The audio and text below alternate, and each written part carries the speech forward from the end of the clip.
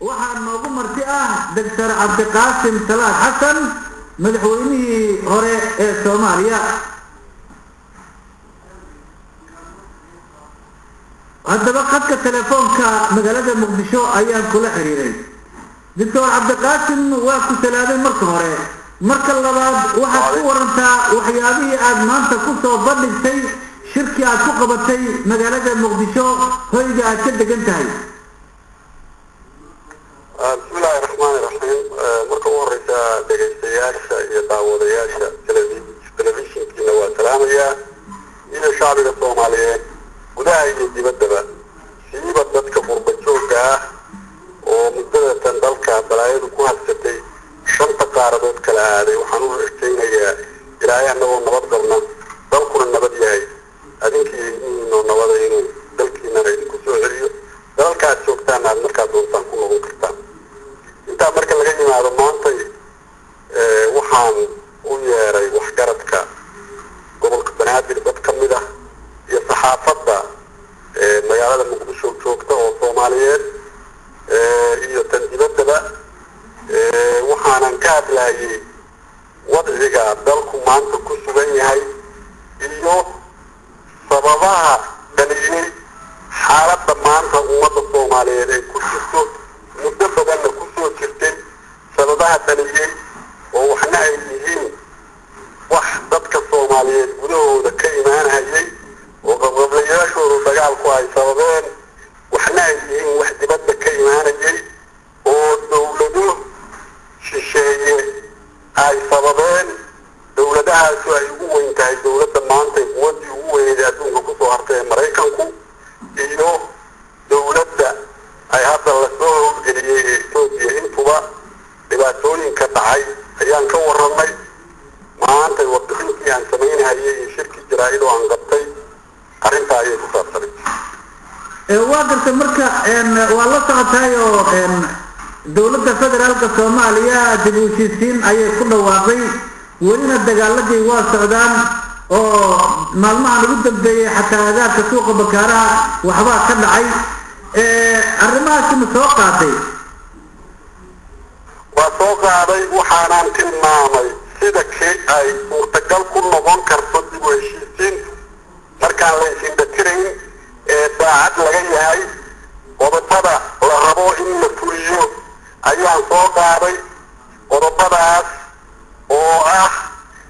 marka ugu horreysay ciidamada shisheeye oo khaasatan ciidanka Itoobiya inuu dalka ka baxo oo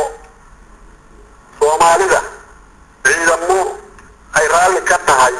qaramada midoobeyna ay keenayaan in lagu bedelo sida si ugu dhaqsaha badan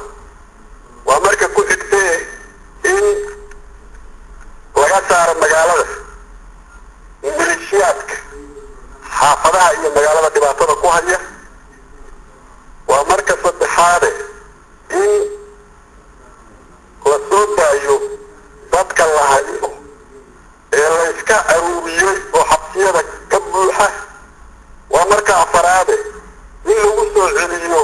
dadkii barakacay guryahoodii milishiyadkana laga saaro xaafadaha ay dadka ku dhibaan intaa waxaa raaca in wada hadal ugu baaqo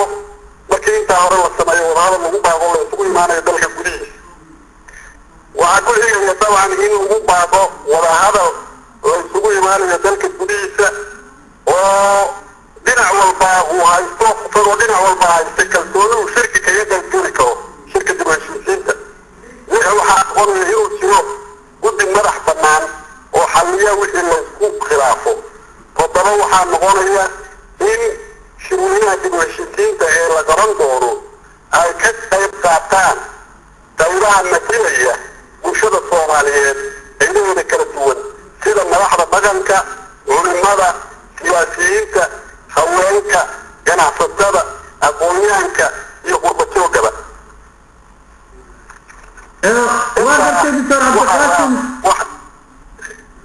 qodobadaasi iyo qodobo kaleba waa soo saartay marka arrimahaas oo dhan waxaa ka muhiimsan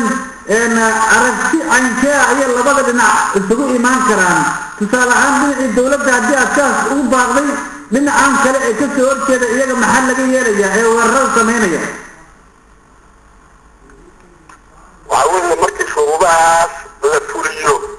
oo ciidamada shisheeye dalka ka baxaan ciidamada Ethiopia dalka ka baxaan laguna bedelo ciidamo qaramada midoobay keenaan waxaa dhacaysa in dhinacyada ishaya loo kala dabqaado waxaana dhacaysa waa inta iyaga ka badan oo lagu kor dagaalamayo oo maalin walba la